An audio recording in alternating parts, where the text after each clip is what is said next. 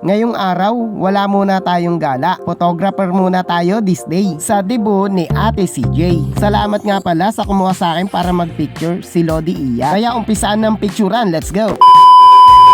Bago nga pala ako pumunta sa events ay dumating na nga pala ang aking in-order sa TikTok shop. In-order ko nga pala ito guys sa TikTok ni YM Isidro kung saan napakabango ng pabango na ito. Sa lahat nga guys ng gustong umorder sa pabango na ito, Brave Man, hanapin nyo lang po ang TikTok ni YM Isidro 5.0. Grabe nga guys, bukod sa napakabango na nga nito ay napakamura pa nito. Halos 180 pesos nga lang yung dalawa nito at kapag isa naman ay 140 kaya binili ko ay buy one take one na. At eto na nga, sinampulan ko ng pabango ng sarili ko, talaga namang amoy na amoy ang aroma, ang bango, madaming ma-inlove nito. Kaya eto na si Gala, outfit check muna tayo. Syempre konting papogi, kasama natin dyan si Gon, ang palagi kong kasama kahit saan ako magpunta. Ang aking badya 1000cc. Syempre dinaanan ko muna dyan si Bessie ko pero nakita ko yung pusa namin na si Dambo Jr. Talaga naman napakalaki niya na. Sa mga hindi nakakalam ay super favorite ko nga po ang mga pusa at katabi ko nga po minsan kung matulog mga ito. At andito na nga rin si Jowa kung saan pupunta na kami sa events sa Dibu. Eto na, papasok na kami. Let's go. At pagdating nga namin ay ready na nga ang paggaganapan ng Dibu. At syempre bago ang lahat ay babatiin natin via peace bomb ng happy birthday ang may Dibu si Ate CJ. Dito nga kitang-kita ang kagandahan ni Ate CJ. Grabiness. Minsan nga lang pala sa tala ng buhay natin yung maranasan natin ang Dibu na ganito. Kaya naman napakapalad ni Ate CJ dahil nakaranas siya ng ganitong Dibu. Kaya Ate CJ, enjoy your night. Sa pamimicture ko nga guys, ako ay ginugutom din syempre. Bago ang lahat, kain muna tayo. Yan ang hindi mawawala.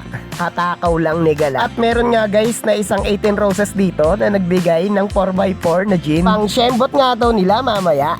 At syempre hindi rin papahuli ang kanyang jowa. Grabe, may teddy bear na. Meron pang bouquet. Sana all na lang talaga. Habang nagsasayawan nga silang dalawa, kitang kita ko nga yung ngiti ni Ate CJ. Talaga namang nagpa-vibrate pati puwet. Kaya naman bago matapos ang lahat, talagang nagpasalamat si Ate CJ sa lahat na nagpunta, sa mga kaibigan niya, mga kaeskwela niya at kababata. Sobra niya rin pinagpapasalamatan ng kanyang mga magulang na palaging nakasuporta sa kanya kahit pasaway siya. At sa lahat po ng gustong magpabook sa pitik ni Gala kung saan mura lang po ang kanyang photography, eto po, PM nyo lang po ako. Simple lang po ang mga shots ko. Kumukuha po ako ng Dibu, birthday, kasal, binyag at mga photoshoot. Kaya naman labis po ako nagpapasalamat sa mga kumukuha sa akin na nagtitiwala. Salamat po kay Ate Iya, ganun din sa nag-birthday na si Ate CJ. Ang photography ko nga pala guys ay pangmasang presyo lamang para abot na abot ng mga kababayan nating Pilipino. Bukod nga sa mga only shots na kuha ko ay titiyakin ko rin na magiging masaya kayo sa mga shots ko.